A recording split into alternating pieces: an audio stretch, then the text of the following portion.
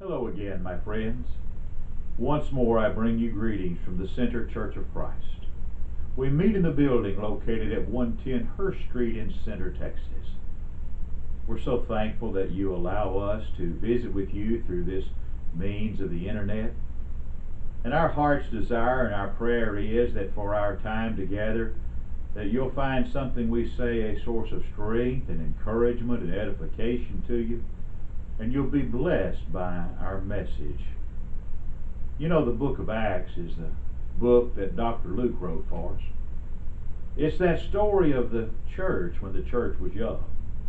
Acts chapter 2 tells us the beginning of the church on the day of Pentecost. And as Dr. Luke brings Acts chapter 2 to a close, he tells us the Lord was adding to the church daily those that were being saved. Well, as Acts chapter 3 opens, Peter and John are headed to the temple to pray. It's the hour of prayer. It's the ninth hour. Dr. Luke tells us that would be what we would call 3 o'clock in the afternoon. So it's mid-afternoon, and Peter and John are headed to the temple to pray. And there at the gate to the temple is a man who's lame, and he's begging for alms. And I can, by an eye of faith, see him as he's saying, "Alms, alms, sir, alms." And Peter stops and he says, "Look on us." Well, the man no doubt was expecting to receive something extraordinary, because you see, most people would just toss him a few coins, but for Peter to say, "Look on us," hey, this means I must be getting something really good this time. And he looks up, I can see him look up, and Peter said, "Silver and gold have I none." And I'm thinking, this beggar's thinking, whoa, wow. Great. But then Peter continues. He says, "Such as I have, I give thee.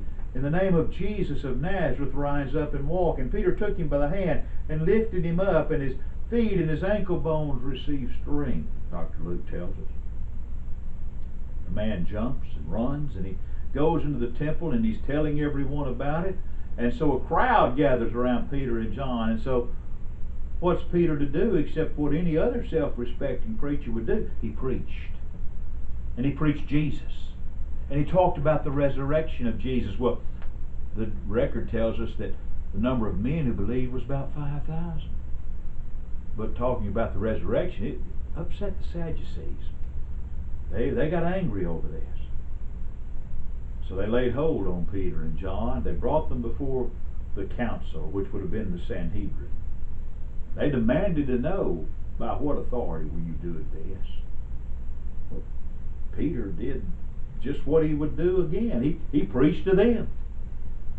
And he told them, he said, "This is the stone you builders rejected. It's now the chief cornerstone." And then he says, "Neither is there salvation in any other. For there is no other name under heaven given among men whereby we must be saved."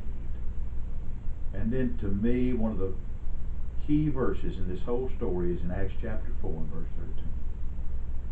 It says, "When they saw the boldness of Peter and John, and realized they were unlearned and ignorant men, they took knowledge of them, that they had been with Jesus." My friends, there can be no higher compliment paid to any of us. I may not be the smartest man in the world, and I'm not. Trust me on that. I'm just a simple country preacher. But my heart's desire and my prayer is that those I come in contact with would take knowledge that I've been with Jesus. And that should be the goal of every one of us. That those that we come in contact with would realize that Jesus Christ has made a difference in our lives. That they can see Jesus Christ living in us. Can people see Jesus living in me? Can they see Jesus living in you? That should be our goal. is something to think about. Let's pray. Father, thank you for everything you do for us, and thank you for sending Jesus to die on the cross for our sins. Father, our heart's desire and our prayer this day is that those we come in contact with would see Jesus living in us and would be able to say of us, as was said of Peter and John, that we have been with Jesus, and we ask it in his strong and precious and lovely name. Amen. Thank you for joining us. Until our next time together, may the Lord richly bless and keep you, is our prayer. In Jesus' name.